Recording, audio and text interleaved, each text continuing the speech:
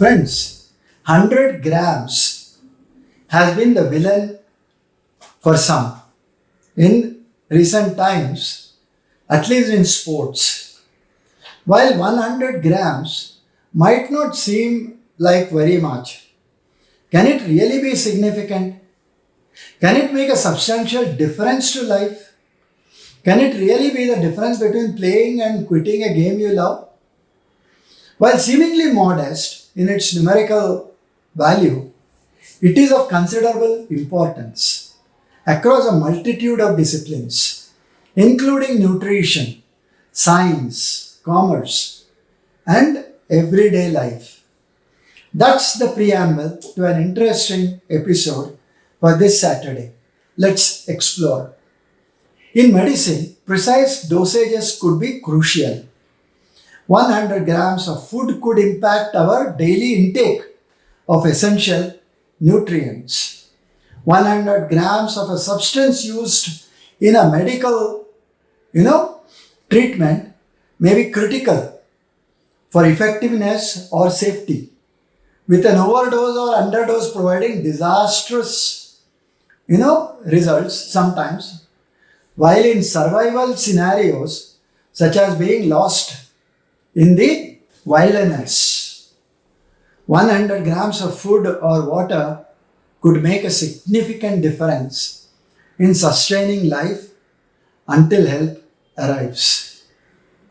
While nutritional labels often used it to indicate the number of calories, proteins, fats, carbohydrates, and other nutrients in food products, in scientific research, a 100-gram sample could be the key to a successful experiment or study, impacting the validity of the outcomes of such research.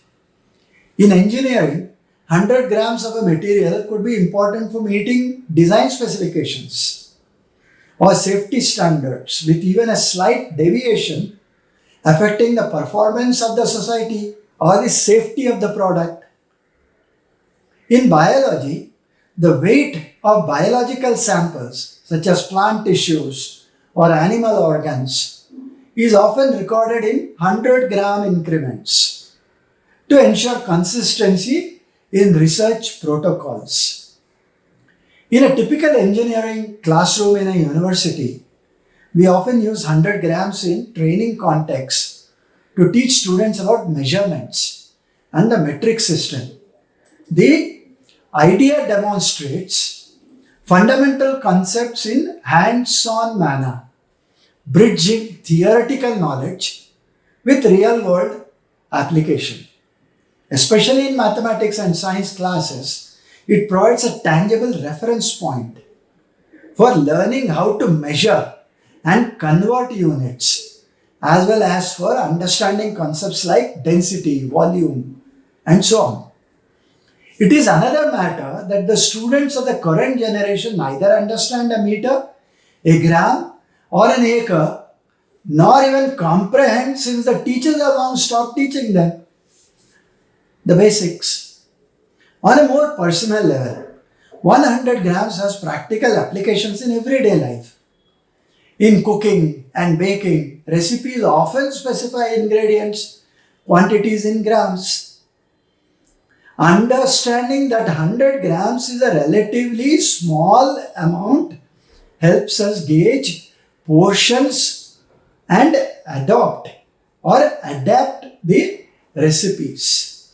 For example, 100 grams of flour is approximately 3.5 ounces, a convenient measure for many recipes that we make. Now for the light-hearted look.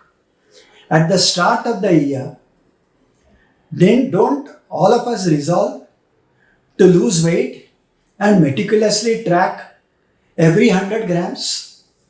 But by February, we come to appreciate that 100 grams is a fantastic way to measure the exact amount of guilt we feel every time we sneak a piece of cake.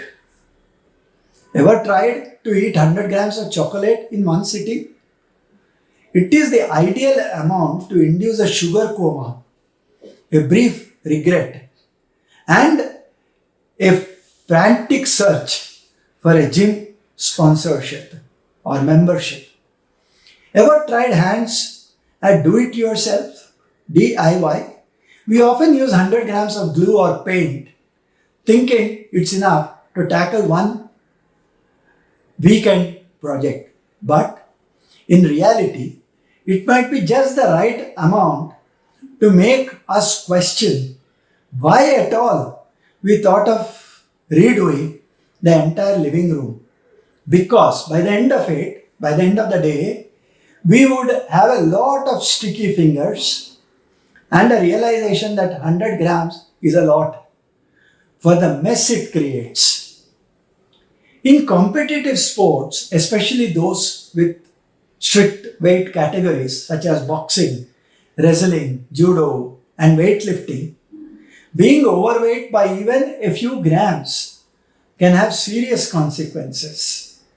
Athletes are required to weigh in before competition, and exceeding the prescribed limit, even by as little as 100 grams, can lead to immediate disqualification or disallowance from competing in that category.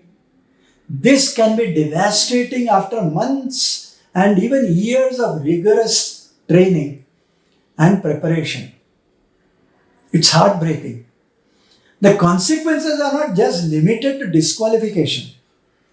Missing weight and can also tarnish the athlete's reputation, affect their ranking as well, and impact future selections or sponsorships. It may also lead to psychological stress, physiological stress, as athletes often undergo extreme dieting, dehydration, or rapid weight cutting techniques to meet their target weight. These are unhealthy practices if repeated frequently.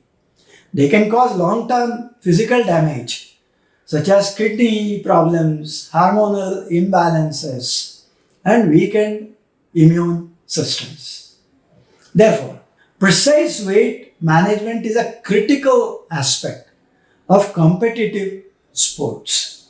Coaches, nutritionists, and athletes, they all must work together to achieve safe and sustainable weight control, ensuring peak performance without compromising health or violating regulations.